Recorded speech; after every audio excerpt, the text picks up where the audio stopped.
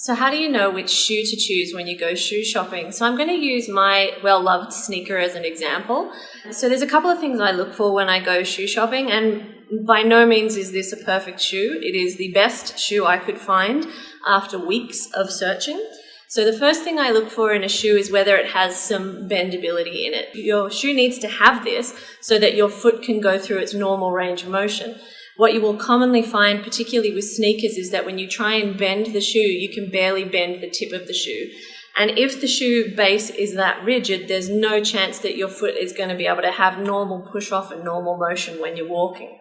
So you want a little bit of flexibility in rotation this way and a little bit of fold. Mine is probably a little bit too flexible, but I would prefer to have a too flexible shoe than a too rigid shoe, because then I have to actually rely on my own muscles and my own control to control my foot and ankle, and that's fine with me, because if you don't use it, you lose it.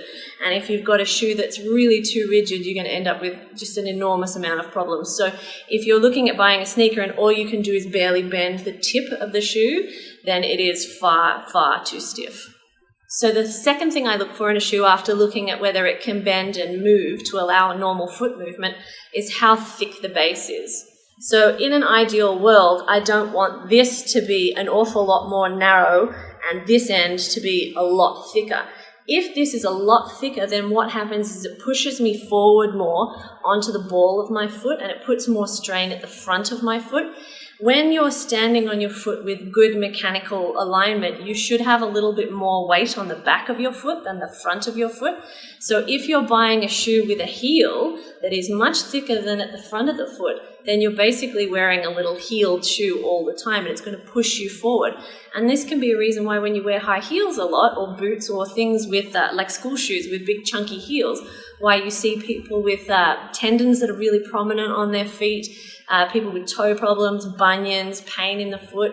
So it's actually a really important point to look for. The third thing I look for in a shoe is the size, and this is, I would say, the most common problem I have with shoes that patients bring in for us to check, and it's often the reason why their knee pain, their back pain, their foot pain isn't resolving, and it's because they're walking around in shoes that are way too small. So when you buy shoes, you need to be standing up in them, and you need to have at least a thumb width at the toe and a finger down the back, and if you don't have that, you haven't got enough space in your shoe.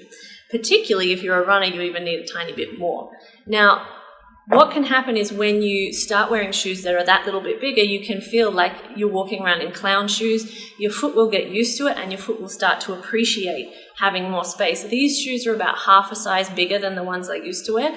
And once you get used to it, it's absolutely glorious, and I'm not turning back. There's no going back. So it's really very important to have enough room in your shoe for a variety of reasons. So number one, when you're walking around and you're walking up and down hills, your foot is going to slide in the shoe. So you need to actually have room for your foot to slide in the shoe without ramming into the toe at the end of the shoe. Number two, mechanically, your foot has to actually shorten and lengthen as you move. And if you don't have room for it to lengthen, you're going to be in trouble. But when you're walking around and your foot's trying to adapt to different surfaces that aren't necessarily flat, or like I said, you're squatting, you need to have room for that foot to lengthen. So you actually need to make sure that you have at least a thumb width of room at the front so that your foot can shorten and lengthen throughout the day without being restricted, because as soon as you restrict that foot's movement, you're going to end up with problems elsewhere in your body. You're possibly going to end up with toe pain or bunions, and it's really not a good idea. So I hope this has been helpful. It's my 3 tips for how to choose a shoe. Number 1, make sure it has movement in it. Make sure that you can do more than just fold the toes.